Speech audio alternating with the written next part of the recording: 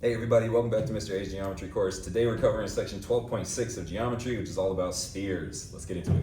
So the sphere is just an infinite set of points that are equidistant from a center, which is the exact same definition as a circle. The only difference is all these points are going to be equidistant in all directions. All right, so a sphere ends up being just a ball. This is what it looks like in 2D form, kind of like a squinting eyeball. It's very important to know that spheres have a radius just like a circle does. They have a diameter just like a circle does. They have a circumference just like a circle does. And those will all be relevant as we learn how to find surface area and volume of spheres.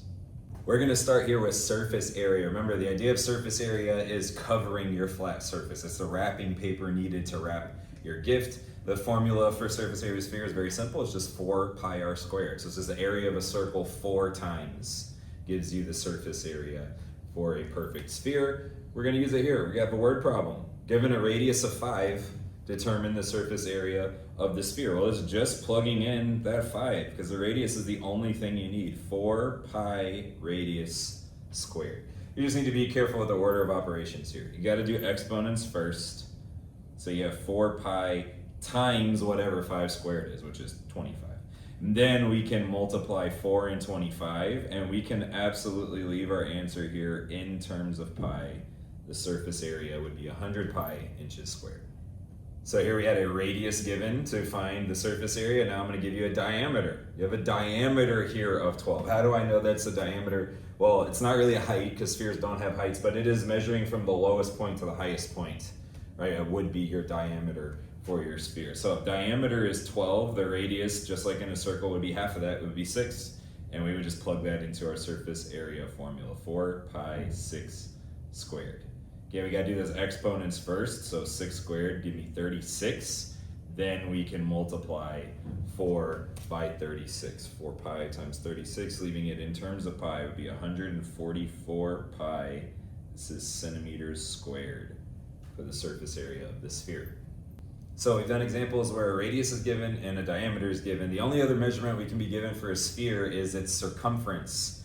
And then we can work our way to getting surface area from there. So remember, the circumference is just diameter times pi.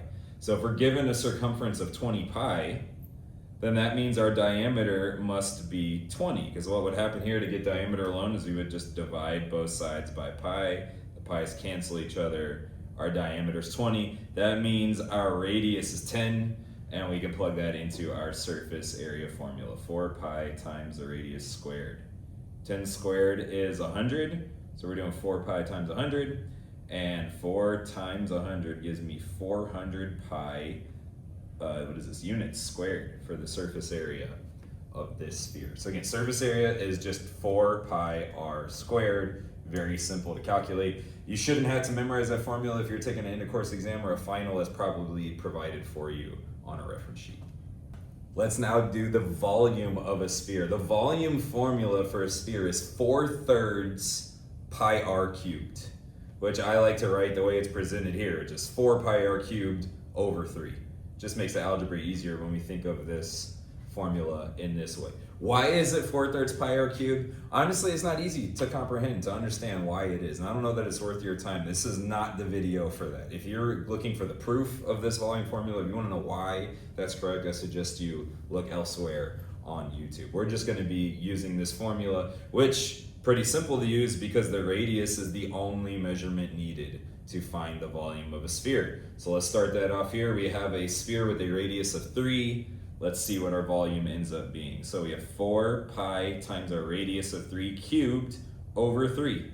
Again, it's just order of operations that we need to follow here. We need to do our exponents first. We need to do 3 cubed, which is 27. So we have 4 pi times 27 over 3. From here, we can multiply 4 times 27 up there on the top. 4 times 27 will give us 108 pi over 3, and then lastly we can divide by 3. 108 divided by 3 will give me 36 pi. Don't forget, volume is a cubic measurement, so inches cubed will be our volume in terms of pi for the sphere. In this example, we're given a diameter of 6 meters, which would actually result in the same answer as this one because the radius would be half of that. So I'm just going to change the number for this one just for the sake of differentiation here. Let's say it's 10 meters. the diameter of our sphere here, okay? If our diameter is 10, our radius would be half of that, would be 5, and then we would plug that into our volume formula. So 4 pi times that radius cubed over 3, and then we're doing our exponents. 5 cubed gives us 125, so we have 4 pi times 125 over 3. Then we can do 4 times 125 to get 500 pi over 3. And that's definitely an answer you want to look out for. If this is an EOC or a final question that's multiple choice, you want to look out for that, because that is very exact, 500 pi over 3. Because if you divide 500 by 3, you're going to get a recurring decimal. That might also be something to look out for, though. This would be 166.6 recurring pi meters cubed for the volume of this sphere. Of course, if you're asked to round, then you need to calculate pi. You would do times pi at that stage to get that answer. We have a diameter of 6 again, but that's okay because this isn't the same problem. We do not have a full sphere here. We have half of a sphere, which the technical term for that is a hemisphere that we need to find the volume of. So we know the volume of a full sphere is 4 pi times our radius, which would be 3 in this case, diameter 6, radius is 3, cubed over 3. But because this is exactly half of a sphere, and it is safe to assume that if it looks like half a sphere that it will be, then we just need to divide this by 2. And there's 2 options of what we could do here, right? We can just divide by 2 when we're done, or we can say, okay, if I'm dividing by 2, that's kind of the same thing as multiplying by 1/2, which would essentially make the 3 on the bottom a 6. So 4 pi r cubed divided by 6 for a hemisphere. I don't like changing that. I like just writing divided by 2 out to the side, and then continuing to write that through all of my algebra so that I don't forget to do it in the end, okay? So 3 cubed has to happen first to give us 27. And again, I'm not going to forget to write divided by 2 since I have a hemisphere here. Then I'm doing 4 pi times 27 to give me 108 pi over 3. Again, I'm not forgetting to write divided by 2. 108 pi divided by 3 gives me 36 pi. And now I can divide by 2 here at the end, and I'm going to get 18 pi meters cubed is the volume for this hemisphere. Okay, the last thing we're going to do here is work on some composite figures. So here we have 2 different solids kind of joined together, and we need to find the total volume of the 2. So I have a cone with a hemisphere on top. So I just need to find the volume of each solid and then add them together. So I'm going to start with the cone. The volume of a cone is base area times height divided by 3. So I need the base area.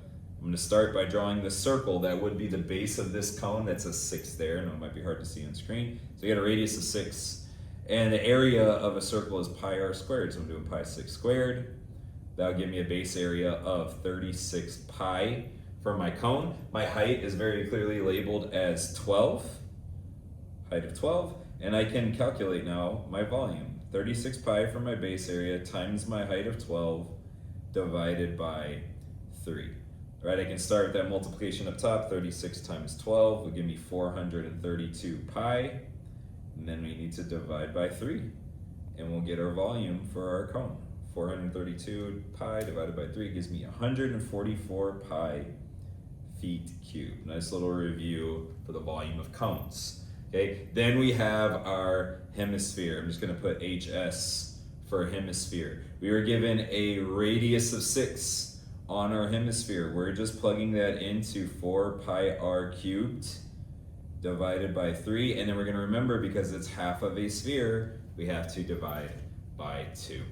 Right? So volume equals 4 pi 6 cubed over 3 divided by 2, and we're just being careful with our algebra here. We have to do 6 cubed, just 216. Then we need to multiply 4 by 216, which gives me 864 pi up top. Sorry about the weird dots that came up on screen here. Again, I'm not forgetting the divided by 2 since I have a hemisphere. I divide by 3, I get 288 pi divided by 2. And lastly, I can divide by 2 to get 144 pi feet cubed for the hemisphere. Got the same value for both. Very interesting on that one. There's a relationship there about the height of a cone versus the radius of a hemisphere. And then lastly, I can get the volume of the entire solid by adding these two together. They are like terms. They both have pi. So 144 pi plus 144 pi gives me 288 pi feet cubed for the total volume of our solid here. All right, in our last solid here, there's an assumption that has to be made. It's a safe assumption though, as I'll explain. And then there's just a little bit of logic going on to figure out the measurement of our hemisphere here that's on top. First assumption, if I'm only given 2 dimensions of a prism like this, it's safe to assume that it is a cube where all the edges are gonna be 2 meters. So this one here would also be 2 meters long. So I'm finding the volume of the cube, then the hemisphere, and then adding them together. I'm gonna start with the cube.